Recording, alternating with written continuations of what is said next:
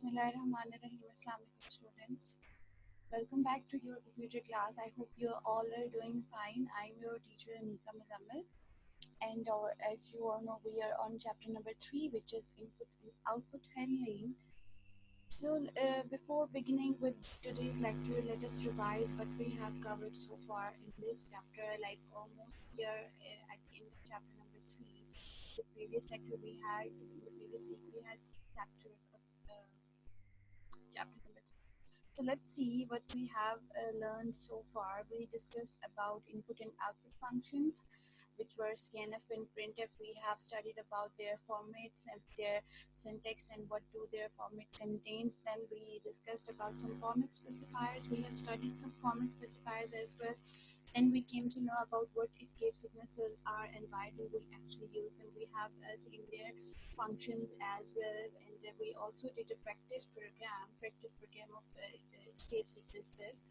Then we have previously studied, the recent lecture was about operators in C, in which we have seen some arithmetic, logical, conditional, and relational operators, in which one operator was left, which was your increment decrement operator. Today we are going to start with increment and decrement operator.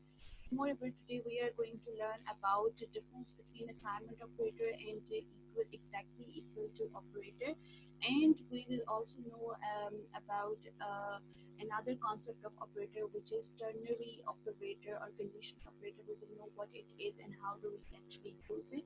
Today's lecture contains a little practical work as well. We are going to perform a practical which will find the largest number between two numbers using the ternary operator. So let's start with today's lecture. The first topic is increment and decrement operator. As you almost know, increment means increasing and decrement means decreasing. Increment means increasing any value and decrement means decreasing any value. So here are different scenario in which we have to increase some values to an existing variable, or we have to decrease the value of an existing variable. For that we have to use increment and decrement operator. Increment operator is shown with double plus sign. You know, जब इजाफा होता है किसी चीज में, that means addition. For addition we use double plus sign, and for decrement we decrease something, we decrease a value. And how do we decrease a value in mathematical definition? We have to subtract something from it. For that we use subtraction symbol, which is minus. So for increment, the single plus sign is used for addition, the single minus sign is used for subtraction. But if you write it twice, if you write the addition sign twice, that means it becomes an increment operator, which increments the value of existing variable to 1. For example, if you have a value of any variable, like if you have a variable named a and it has a value 3, and if we assign an increment operator, if we write an increment operator with variable a, it will just increment its value to 1. It will add 1 to the existing value, which is, let's suppose 3 or 4. अगर 3 है a की value, तो increment उसको 1 का increment करके वो value 4 हो जाएगी. Similarly, decrement operator will decrease the existing value to the by 1, which means अगर a की value 3 है, तो अगर हमने उसके साथ decrement operator लगाया, तो that will decrease the value from 3 to 2. 3 से उसकी value a की 2 हो जाएगी. Double plus sign is used for increment, double minus sign is used for decrement.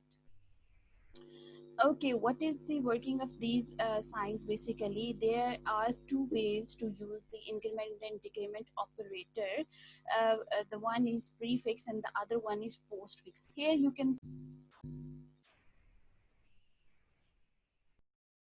Okay, we were at the explanation of increment and decrement operator. As I have told you, there are two ways to write, two ways to use these operators. One is postfix and one is prefix. So you can see here a plus plus is written with n, and again n is written with these two signs. This means the plus plus n has different effect than the n plus plus.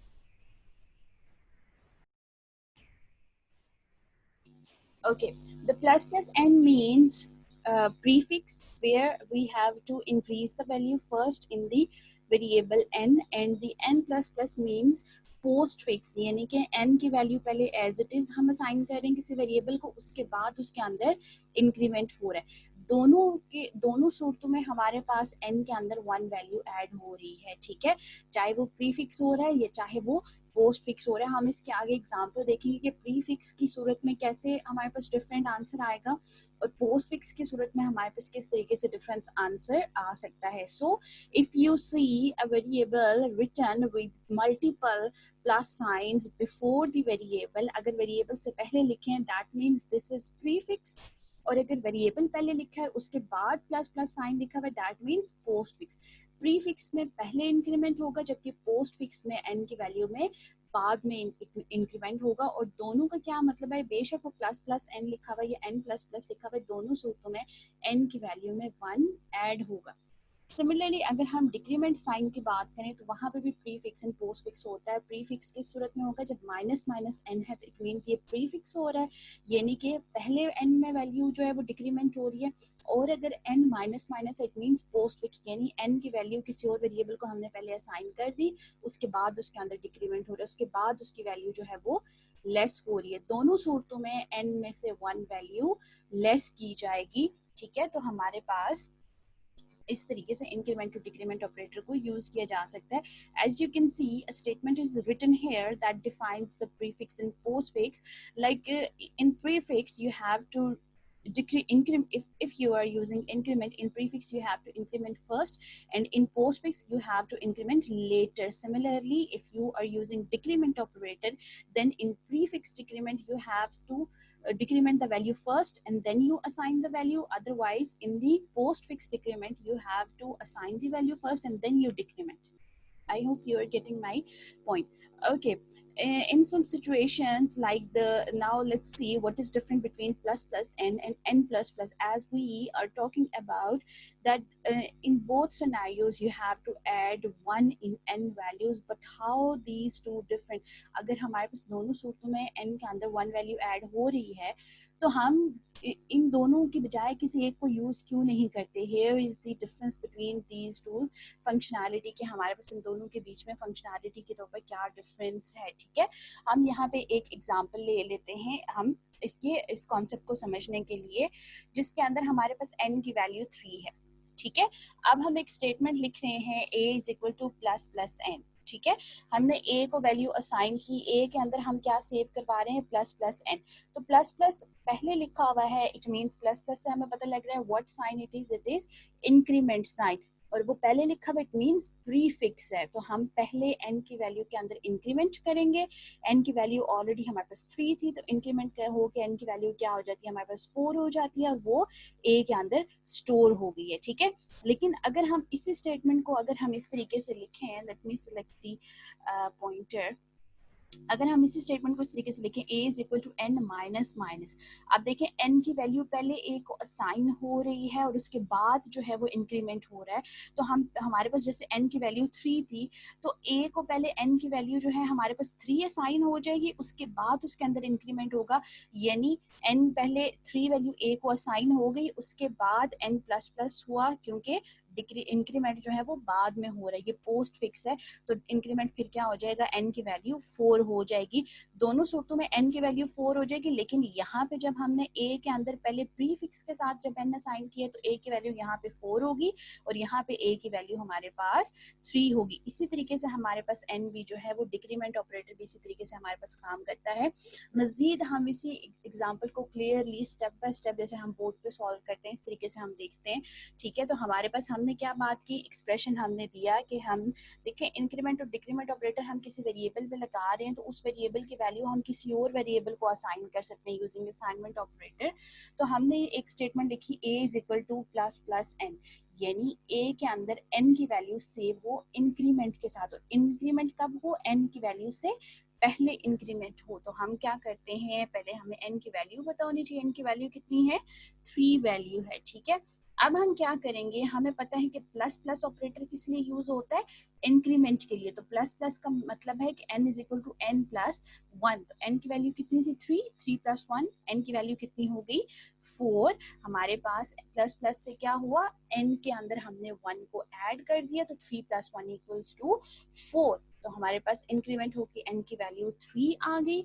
उसके बाद हम क्या करेंगे, 4 को assign कर देंगे a को, तो हमारे पास इस तरीके से a की वैल्यू क्या आ जाएगी, 4 आ जाएगी। ठीक है, इस तरीके से हमारे पास इंक्रीमेंट ऑपरेटर काम करता है और ये इंक्रीमेंट ऑपरेटर में प्री फिक्स की एग्जांपल है। पोस्ट फिक्स में n की वैल्यू 3 पहले a को असाइन हो जाएगी, उसके बाद ये सारी प्रोसेसिंग होगी। अब बेशक n की वैल्यू 4 होती है, 5 होती है, लेकिन हमने पहले अगर प्री पोस्ट फिक्स में n जब फर्स्ट लिखा हुआ आ जाएगा, दैट मीन्स n की जो भी वैल्यू थी विदाउट एनी इंक्रीमेंट और डिक्रीमेंट वो a को एज इट इज असाइन हो जाएगी। उसके बाद उसके अंदर इंक्रीमेंट होता रहेगा जो कि a की वैल्यू को कभी भी डिस्टर्ब फिर फर्दरमोर नहीं करेगा। यहाँ पे क्योंकि इंक्रीमेंट पहले हो रहा है, इस वजह से a की वैल्यू में n की इंक्रीमेंटेड वैल्यू सेव होगी। ओके, यहाँ तक हमारे पास जो इंक्रीमेंट टू डिक्रीमेंट वाला कॉन्सेप्ट है ये हमारे पास क्लियर हो गया है। मोस्टली हमारे पास इंक्रीमेंट ही या प्रीफिक्स से यूज होता है। ठीक है, प्रीफिक्स या पोस्ट फिक्स कुछ सिनेरियोज में आपके पास, क्योंकि अभी आई डोंट थिंक सो कि बेसिक्स के अलावा आपके पास थोड़ी डिटेल मौजूद हैं, तो हम बेसिक्स में प्रीफिक्स वाला ही, प्रीफिक्स इंक्रीमेंट या प्रीफिक्स डिक्रीमेंट ही यूज होगा। अगर आगे कोई ऐसी एग्जाम्पल आ जाती है पोस्ट फिक्स वाली भी, तो हम उसकी भी ट्राई रन करके उसकी वर्किंग को हम देख लेंगे। Till then here you just need to grab the concept of increment and decrement operator and these terms like postfix and prefix. postfix में क्या होता है, बाद में इंक्रीमेंट होता है, prefix में पहले इंक्रीमेंट हो जाता है। Okay, what is the next topic? That is difference between assignment operator and equal to operator. There is a difference between assignment and equal to operator in C language. The assignment operator shows a single equal sign which is used to assign a value to a variable, whereas the equal to operator means double assignment operator. As you can see here, I have highlighted the operator with the other color which is blue. तो हमारे पास जो simple assignment operator है वो single ये is equal to का sign होता है, जहाँ पे एग्जैक्टली इस इक्वल टू को हम एग्जैक्टली इक्वल टू भी कहते हैं। वहाँ पे डबल जब असाइनमेंट ऑपरेटर आ जाए तो उसका डिफरेंट मीनिंग है। सिंगल असाइनमेंट अगर हमने ऑपरेटर लगाया तो उसको डिफरेंट मीनिंग है और डबल का डिफरेंट मीनिंग है। किस तरीके से डिफरेंट मीनिंग है हम इसको देख लेते हैं। पहले हम सिंपल असाइनमेंट ऑपरेटर की बात करते हैं जिसके अंदर सिंगल असाइनमेंट ऑपरेटर यूज हो रहा है। मल्टीपल एग्जांपल्स हमारे पास लिखी हुई हैं। a इज इक्वल टू 5 है, c is equal to b है, z is equal to x plus y। यहाँ पे इन एग्जांपल्स के अंदर सिंपली क्या हो रहा है कि a को हम वैल्यू 5 असाइन कर रहे हैं जो पहले वाली है, फिर दूसरा c is equal to b, c को हम b की वैल्यू असाइन कर रहे हैं। ठीक है, कि जो भी वैल्यू b के अंदर स्टोर है वो c को हासिल हो जाए। फिर z के अंदर हम x और y का सम फाइंड आउट करके x और y की जो भी वैल्यू उन दोनों को हमने ऐड किया और वो हमने असाइन कर दिया z को। तो असाइनमेंट ऑपरेटर हमारे पास किस लिए यूज होता है, to assign a value to a variable. जो हमारे पास लेफ्ट साइड में लिखा होता है उसको वैल्यू असाइन होती है जो भी राइट साइड पे। अगर डायरेक्टली वैल्यू लिख रहे हैं तो वो डायरेक्टली उसको असाइन हो जाएगी। अगर हम वेरिएबल लिख रहे हैं तो जो उस वेरिएबल की वैल्यू होगी वो लेफ्ट साइड वाले वेरिएबल को असाइन हो जाएगी। ये तो हमारे पास हो गया सिंपल असाइनमेंट ऑपरेटर जिसका हमें कॉन्सेप्ट भी क्लियर है, हम मैथ्स में भी यूज करते हैं। The next one is equal to operator जिसको रिलेशनल ऑपरेटर भी कहा जाता है। ठीक है, अब ये हमारे पास किस तरीके से डिफरेंट है, ये हमारे पास बेसिकली कंडीशन है। ठीक है, कि हमारे पास एक कंडीशन चेक हो रही है, कंडीशन के लिए यूज होता है। जैसे a इज इक्वल टू 1 कि क्या a की वैल्यू एग्जैक्टली इक्वल है 1 के, ये कंडीशन चेक करने के लिए यूज होता है। जहाँ पे हमने चेक करना हो कि किसी वेरिएबल की एक एग्जैक्ट वैल्यू क्या वही है, तो उसके लिए हम क्या यूज करेंगे, हम इक्वल टू ऑपरेटर या जिसको एग्जैक्टली इक्वल टू कहा जाता है वो ऑपरेटर यूज करते हैं। जैसे यहाँ पे a इज इक्वल टू 1 है तो ये स्टेटमेंट a को 1 वैल्यू असाइन नहीं कर रही।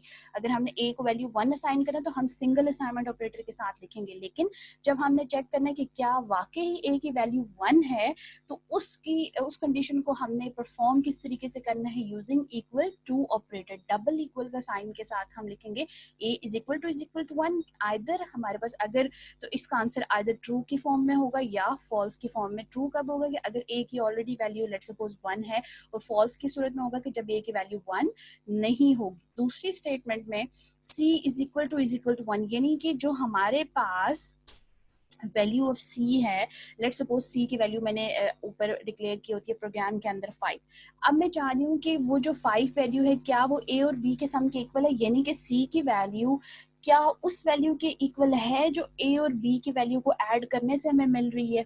ठीक है, तो इस सूरत में भी अगर ये दोनों, ये जैसे left hand side is equal to right hand side वाला हिसाब हो जाता है, ठीक है, वो चीज यहाँ पे हो रही है। तो यहाँ पे हम अब सी को ए और बी का सम असाइन नहीं कर रहे, हम ये चेक कर रहे हैं कि जो सी की वैल्यू है क्या वो ए और बी के सम के एग्जैक्टली इक्वल है। उसके लिए हम इक्वल टू ऑपरेटर जो है वो यूज करें, एग्जैक्टली इक्वल टू, यानी डबल असाइनमेंट ऑपरेटर हम यहाँ पे लगाते हैं। और इसका भी आंसर आइदर या तो ट्रू होगा या आपके पास फॉल्स होगा। और दीज आर रिलेशनल ऑपरेटर, इनको रिलेशनल ऑपरेटर्स कहा जाता है।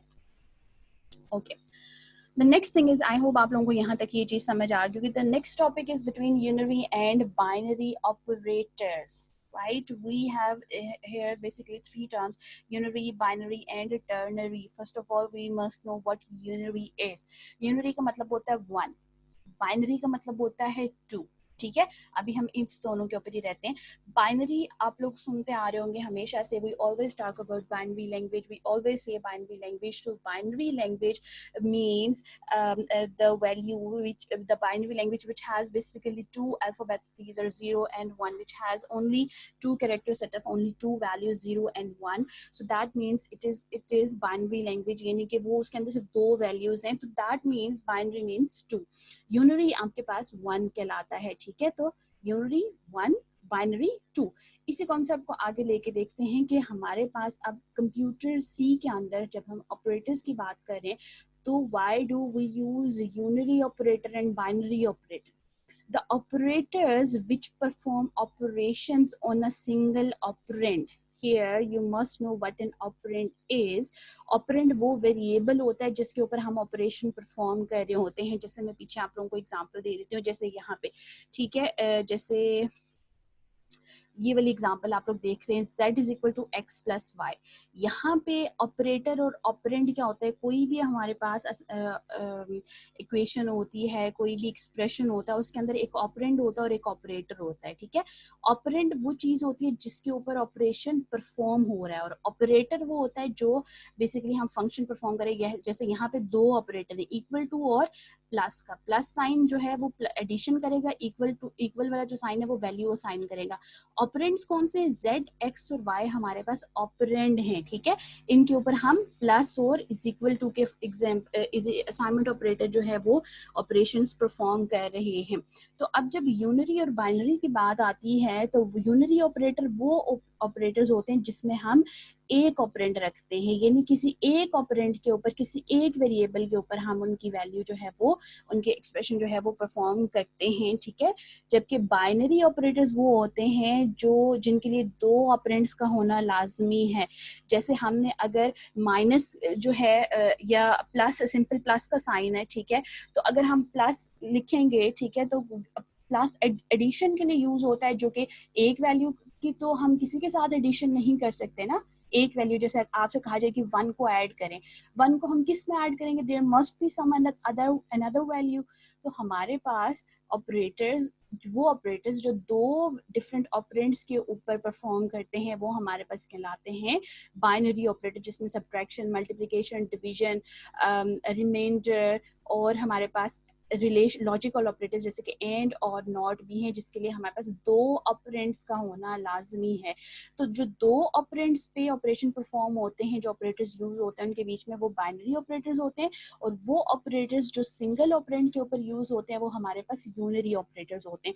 जैसे हमने पीछे प्लस प्लस एन की बात की, तो एन हमारे पास, एन के साथ हमने सिंपल प्लस प्लस किया, दैट मीन्स वो इंक्रीमेंट ऑपरेटर हम एक ही वेरिएबल के ऊपर परफॉर्म कर रहे हैं, वो यूनरी ऑपरेटर। इसी तरीके से इंक्रीमेंट के साथ डिक्रीमेंट ऑपरेटर, और माइनस वाला साइन भी, जैसे -1 है तो हम एक वेरिएबल को उसकी वैल्यू असाइन, जैसे एक कोई भी वैल्यू है -b लेट सपोज कह देते हैं, तो इट मींस कि जो b वेरिएबल है उसकी वैल्यू माइनस है। प्लस वाला तो हम नहीं यूज कर सकते क्योंकि बाय डिफॉल्ट जिन वैल्यूज के साथ कोई साइन नहीं होता उनको मैथ्स के लॉ के अकॉर्डिंग प्लस कंसिडर किया जाता है। तो अगर हमने किसी वैल्यू को as a negative value show करना है तो हम उसके साथ सिंपली माइनस का साइन लगाते हैं, जो कि हमें जरूरत पड़ सकता है किसी एक वेरिएबल के ऊपर हमें लगाना हो, तो वहां पे भी माइनस साइन जो है वो एज अ यूनरी ऑपरेटर हमारे पास शो होता है। सिमिलरली अगर आप लोगों ने लेक्चर मेरा पिछला सुना है लॉजिकल ऑपरेटर्स वाला, जिसमें हमने ऑपरेटर्स डिस्कस किया, तो जो नॉट ऑपरेटर है वो भी एक वैल्यू के ऊपर परफॉर्म करता है कि नॉट जो है वो सिंपली ट्रू को फॉल्स कर देता है, फॉल्स को ट्रू कर देता है। तो उसके लिए भी हमें सिंपल एक ऑपरेंड चाहिए होता है, कोई एक ही वैल्यू होगी जिसके ऊपर वो ऑपरेशन परफॉर्म करेगा। तो not, increment and decrement operator, और minus operator is unary operator, जबकि माइनस प्लस मल्टीप्लाई डिवाइड जो कि अरिथमेटिक ऑपरेटर्स हैं, और उसके अलावा लॉजिकल ऑपरेटर्स एंड और हमारे पास जो है वो बाइनरी ऑपरेटर हैं. So let's see the example of unary and binary operators. First of all, here is an example of unary operator. यहाँ पे आप लोग देख सकते हैं a is equal to minus b. ये जो minus b है, अब ये माइनस का साइन अगर हम सिंपल इस पोर्शन को देखें, ये बेसिकली कंपाउंड स्टेटमेंट हो गई ना, इसमें माइनस बी यूनरी ऑपरेटर है, यानी बी के साथ हमने सिंपल बी की वैल्यू को हमने माइनस लगा के उसके ऊपर उसको इंडिकेट किया this value is negative value, तो ये यूनरी ऑपरेटर है. ठीक है, के प्लस प्लस ये भी यूनरी ऑपरेटर, इसमें एक ऑपरेंड है. ठीक है, कि यहाँ पे ये वाली जो स्टेटमेंट है ना, अगर ये होता ना a माइनस बी, तो ये हमारे पास बाइनरी ऑपरेटर हो जाता, बाइनरी हो जाती वो वैल्यू, लेकिन a is equal to minus b है. ठीक है, this is unary, this is example of unary operator. k plus plus ये हमारे पास इंक्रीमेंट की है. ठीक है, तो ये भी इसके अंदर भी एक ऑपरेंड है. ठीक है, k इज ऑपरेंड जिसके ऊपर ऑपरेशन परफॉर्म हो रहा है. Similarly next example minus minus x, इसके अंदर भी एक ऑपरेंड है x. ऑपरेंड क्या होता है, जिसके ऊपर ऑपरेशन परफॉर्म हो रहा है. एक्स के ऊपर क्या ऑपरेशन परफॉर्म करें, डिक्रीमेंट का. तो ये हमारे पास कौन सा ऑपरेटर है, यूनरी ऑपरेटर. इसी तरीके से अब हम जो है वो बाइनरी ऑपरेटर की एग्जांपल देख लेते हैं. यहाँ पे see the difference, a is equal to b plus c. अब ये दो वैल्यूज के ऊपर ये जो है वो ऑपरेशन परफॉर्म हो रहा है b प्लस सी, तो ये बाइनरी है. z is equal to x multiply by y, k is equal to d remainder e. तो ये हमारे पास क्या है, ये बाइनरी ऑपरेटर्स हैं जो दो ऑपरेंड्स के ऊपर वैल्यू जो है वो ऑपरेशन परफॉर्म करें. दो ऑपरेंड है और उनके बीच में हम एज ऑपरेटर यूज करके उनके ऊपर ऑपरेशन परफॉर्म कर रहे हैं. तो जहाँ पे दो ऑपरेंड यूज हो और एक ऑपरेटर यूज हो वो आपके पास बाइनरी ऑपरेटर होता है, और जहाँ पे एक ऑपरेंड और एक ही हमारे पास ऑपरेटर यूज हो वो हमारे पास यूनरी ऑपरेटर होता है. Okay, the next one is conditional operator. Conditional operator में हमारे पास क्या है, कंडीशनल को टर्नरी ऑपरेटर भी कहा जाता है. Ternary means three. अब जहाँ पे हमारे पास डिसीजन मेकिंग के लिए बेसिकली यूज होता है, ये हमारे पास इसके लिए कंडीशनल स्टेटमेंट्स भी हम यूज कर सकते हैं, लेकिन सिंपली अगर हमें एक कंडीशन गिवन हो, ठीक है, वो कंडीशन जब ट्रू हो तो हम चाहते हैं कि एक सेट ऑफ कम्युनिकेशन, एक सेट ऑफ इंस्ट्रक्शन एग्जीक्यूट हो, और वो फॉल्स हो तो दूसरा सेट ऑफ जो है वो execute set of statement execute हो. ऐसी सिचुएशन आती है ना, जैसे अगर हमने दो वैल्यूज को कंपेयर करना, हम कहते हैं कि जी अगर दो वैल्यूज ए और बी हैं, अगर हम उनको कंपेयर करें कि ए अगर बी से ग्रेटर है तो ए की वैल्यू डिस्प्ले हो, अगर ए बी से ग्रेटर नहीं है यानी कि वो फॉल्स हो जाती है कंडीशन, तो फिर बी की वैल्यू डिस्प्ले हो. अब यहाँ पे तीन चीजें आ गई हैं. एक हमारे पास कंडीशन आ गई और दो रिजल्ट आ गए. कंडीशन ट्रू होगी तो रिजल्ट नंबर 1 एग्जीक्यूट होगा, कंडीशन फॉल्स होगी तो रिजल्ट नंबर 2 जो है वो हमारे पास एग्जीक्यूट होगा. इस सिचुएशन में हम क्या करते हैं, कंडीशनल ऑपरेटर यूज करते हैं. ठीक है, जिसका फॉर्मूला आपको यहाँ पे सिंटेक्स नजर आ रहा होगा. हम कंडीशन लिखते हैं कि क्या हम कंडीशन चेक करें, जैसे मैंने बात की ए और बी की, तो हम यहाँ पे ए और बी का कंपैरिजन लिखेंगे यूजिंग. अब वो कंडीशन किस तरीके से, उनका कंपैरिजन किस तरीके से होगा, हमारे पास रिलेशनल ऑपरेटर जो हमारे पास ए ग्रेटर देन बी, वो कंडीशन हमने लगाई. उसके बाद क्वेश्चन मार्क, क्वेश्चन मार्क यानी कि उसका रिजल्ट फाइंड करेगा. जब वो ट्रू, अगर लेट सपोज जो हमारी हमने यहाँ पे कंडीशन लिखी है वो अगर ट्रू होती है तो जो हम यहाँ पे पहला एक्सप्रेशन लिखेंगे वो एग्जीक्यूट हो जाएगा और ये वाला रिजेक्ट हो जाएगा. किस सूरत में, जब कंडीशन हमारे पास ट्रू होती है. अगर ये कंडीशन हमारे पास फॉल्स हो जाती है तो पहले वाला एक्सप्रेशन स्किप हो जाएगा और दूसरा एक्सप्रेशन हमारे पास एग्जीक्यूट हो जाएगा, जो कि एक्सप्रेशन नंबर 2 है. इसी से रेलेवेंट हम प्रैक्टिकल एक्टिविटी भी करेंगे तो आप लोगों को ये चीज मजीद क्लियर हो जाएगी. The below statements are explaining the same thing in English that I have just explained. आप लोगों को मैं उर्दू में इस वजह से बता रही हूँ क्योंकि मुझे लगता है कि आप लोगों को इंग्लिश में चीजें समझ नहीं आती होगी. तो प्रोग्रामिंग है एंड आप लोगों के लिए ज़रूरी है कि आप लोगों को एक एक चीज़ क्लियर हो, ठीक है। तो कंडीशन स्टेटमेंट में हमारे पास 3 चीज़ें आती हैं, एक कंडीशन आती है और 2 एक्सप्रेशन आते हैं।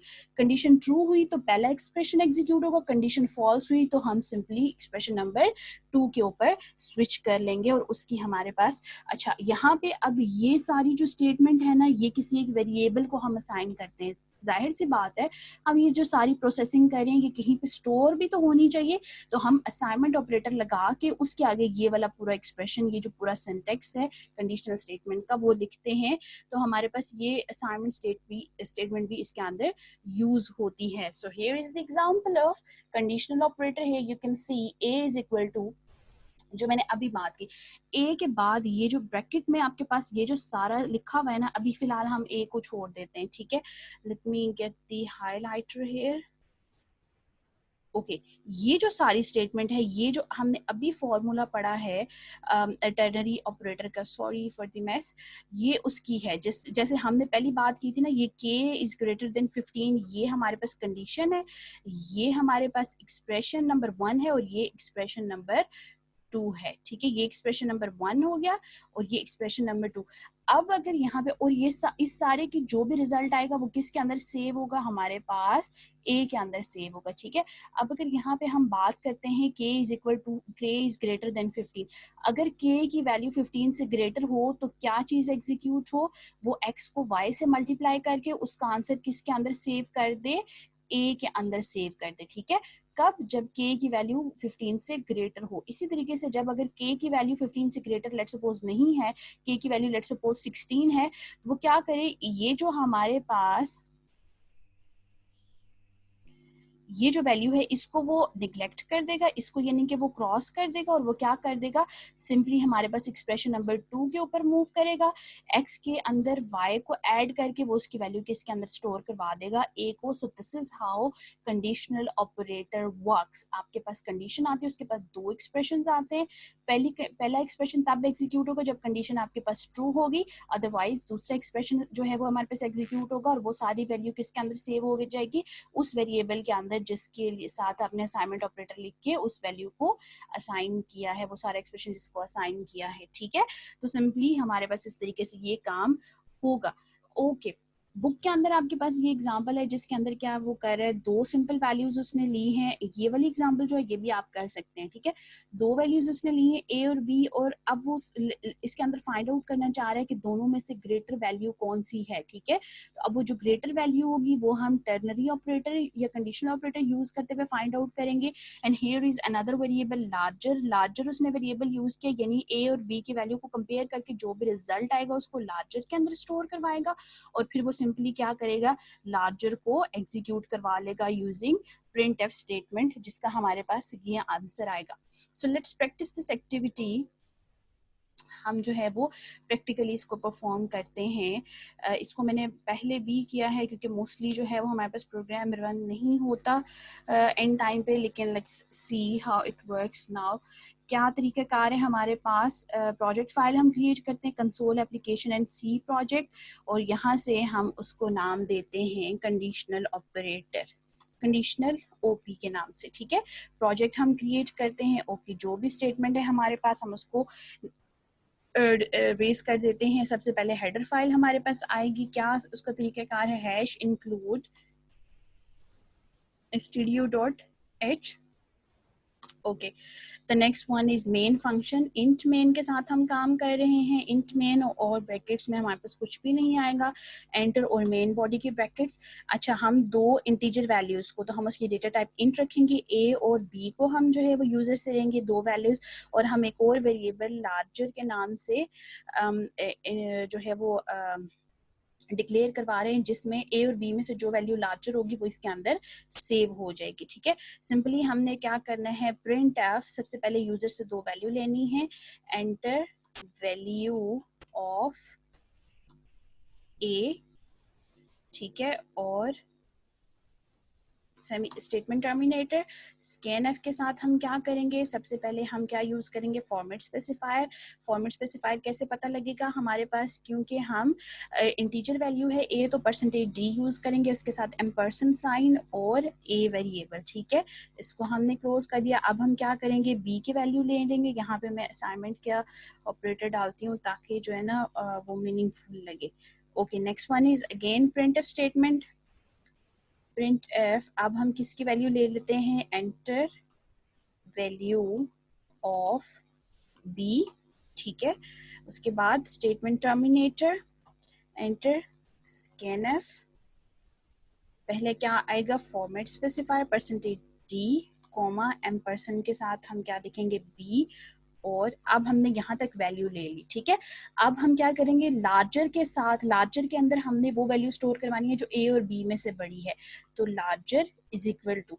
अब ये जो आगे जो मैंने कंडीशन बताई है ये हम किस तरीके से चेक करेंगे, टर्नरी ऑपरेटर के साथ, ठीक है, जिसके अंदर हमने क्या बात की थी कि क्या स्टेटमेंट, अगर हम दोबारा लेक्चर के ऊपर जाएं तो हमारे पास यहाँ पे क्या लिखा हुआ आता है, सबसे पहले कंडीशन होगी, ठीक है, किधर है, हाँ, सबसे पहले हमारे पास कंडीशन होगी, कंडीशन के बाद क्वेश्चन मार्क आएगा, ठीक है। उसके बाद हम जो चीज़ पहली दफ़ा एग्जीक्यूट करवाना चाह रहे हैं, कंडीशन ट्रू होने पे जो एग्जीक्यूट करवाना चाह रहे हैं वो पहले लिखेंगे, और उसके बाद वो स्टेटमेंट जो कि कंडीशन फॉल्स होने पे हम एग्जीक्यूट करवाना चाह रहे हैं। तो हम चेक करते हैं कि larger is equal to if a is greater than b, तो फिर ए की वैल्यू बड़ी होगी, क्वेश्चन मार्क। क्वेश्चन मार्क क्या चेक करेगा, either this condition is true और फॉल्स। अगर ए बी से बड़ी है, ए की वैल्यू बी से बड़ी है, तो हमारे पास ए की वैल्यू लार्जर के अंदर स्टोर हो जाए, कॉलन, सेमी कॉलन नहीं आएगा, कॉलन। अदरवाइज अगर ये कंडीशन फॉल्स होती है तो फिर किसकी वैल्यू स्टोर हो जाए, बी की, सेमी कॉलन, ठीक है। स्टेटमेंट हमारे पास यहाँ पे कंप्लीट होगी, कंडीशनल स्टेटमेंट हमने यूज कर ली। उसके बाद हम क्या करेंगे, प्रिंट एफ स्टेटमेंट के साथ हम क्या करेंगे, सिंपली लार्जर को डिस्प्ले करवा लेंगे, the larger value is equal to, यहाँ पे भी हम परसेंटेज डी यूज करेंगे, क्यों, क्योंकि हम इंटीजर वैल्यू डिस्प्ले करवा रहे हैं। उसके बाद इन्वर्टेड कॉमास हटा के, कॉमा लगा के हम क्या करेंगे, उस वेरिएबल को डिस्प्ले करवा लेंगे जिसको हमने अभी यहाँ पे कैलकुलेट किया, जो कि लार्जर, स्पेलिंग आपने वही लिखने हैं जो ऊपर आपने डिक्लेयर किए हैं, ठीक है। उसके बाद हम क्या करवा लेंगे, रिटर्न 0 और सेमी कॉलन प्रोग्राम एंड, इसको हम अब सेव कर लेते हैं लार्जर वैल्यू के साथ, ठीक है। इसको मैंने सेव किया, अब हम इसको एग्जीक्यूट कर लेते हैं। एग्जीक्यूट के ऊपर गए और कंपाइल किया, ठीक है। Luckily we have got no errors in our program, so let's execute this. इसको हम रन करते हैं। ओके, वो कह रहे हैं कि एंटर वैल्यू ऑफ ए की वैल्यू मैंने 8 एंटर की। The next thing here is asking कि बी की वैल्यू एंटर करें। बी की वैल्यू भी मैंने 5 लेट्स सपोज एंटर की है। अब देखें, जब मैंने बात की थी, अब वो रिजल्ट क्या आया है, द लार्जर वैल्यू इज 8, ठीक है। जब हमारे पास पहली कंडीशन चेक हुई ना, a is greater then b, जो कि हमने यहाँ पे जब a ग्रेटर देन b था, a की वैल्यू मैंने 8 एंटर की और b की 5, तो कंडीशन ट्रू होगी। 8 5 से ग्रेटर है तो उसने a की वैल्यू लार्जर के अंदर स्टोर करवा दी, ठीक है। तो अब हम इसको एक दफा और करके देखते हैं। अब हम a की वैल्यू स्मॉल एंटर करते हैं और b की वैल्यू ग्रेटर एंटर करते हैं, फिर देखते हैं, ठीक है। हमने इसको कंपाइल किया और इसको दोबारा से रन किया, ठीक है। अब a की वैल्यू में 2 एंटर कर रही हूँ और b की वैल्यू लेट्स सपोज में 45 एंटर कर रही हूँ, ठीक है। अब वो क्या कह रहा है, द लार्जर वैल्यू इज 45। अब उसने क्या किया है, सिंपल यहाँ से इसने कंडीशन देखी, अगर a की वैल्यू b से ग्रेटर है, नहीं ना ग्रेटर हुई, तो उसने पहले a की वैल्यू लार्जर को असाइन नहीं की। उसने क्या किया, इसको स्किप करके जो अगला एक्सप्रेशन मैंने लिखा b, उसने b की वैल्यू सिंपल लार्जर को असाइन कर दी, जो कि b की वैल्यू 45 थी। तो लार्जर वैल्यू हमारे पास क्या आ गई है, 45। So this is how conditional operator works for you. यही चीज़ हमारे पास जब आगे ये कंडीशनल स्ट्रक्चर यूज होंगे, इफ स्टेटमेंट्स, तो यही स्टेटमेंट मोस्टली लोग जो है वो इफ स्टेटमेंट के साथ लिखते हैं। आपकी बुक के अंदर भी इफ की एग्जांपल लिखी हुई है, इफ स्टेटमेंट आप उसको भी देख सकते हैं, ठीक है। तो हम उसको जब वो कंडीशनल स्ट्रक्चर यूज होंगे, स्टार्ट होंगे हमारे पास नेक्स्ट किसी चैप्टर में, तो हम उसको देखेंगे। So this is the practical demonstration of conditional operator, which is also known as ternary operator. Getting back to the lecture, हमारे पास आज का लेक्चर यहाँ पे कंप्लीट हो जाता है। हमने इसकी प्रैक्टिकल एग्जांपल भी देख ली, हमने अपनी मर्जी से वैल्यूज एंटर की और हमने उसका रिजल्ट भी देख लिया। Now here comes the home task. Your home task is you have to just write the two descriptive question जो आपके पास एक्सरसाइज में से शॉर्ट क्वेश्चन आंसर से फॉर्मेट स्पेसिफायर क्यों यूज होते हैं, एग्जाम्पल आपने उसकी 1-2 लिखनी है और एटलीस्ट 3 एग्जाम्पल्स, ओके। और प्रिंट एफ फंक्शन का क्या पर्पज है आपने उसको भी एग्जाम्पल के साथ लिखना है, ठीक है। इसके अलावा बच्चों आई वुड रिक्वेस्ट, मुझे पता है जो बच्चे लेक्चर देखते हैं वो असाइनमेंट ज़रूर भेजते हैं, अगर आपने असाइनमेंट नहीं भेजी या लेक्चर नहीं देखे, trust me you are just wasting your time and you are just wasting your self.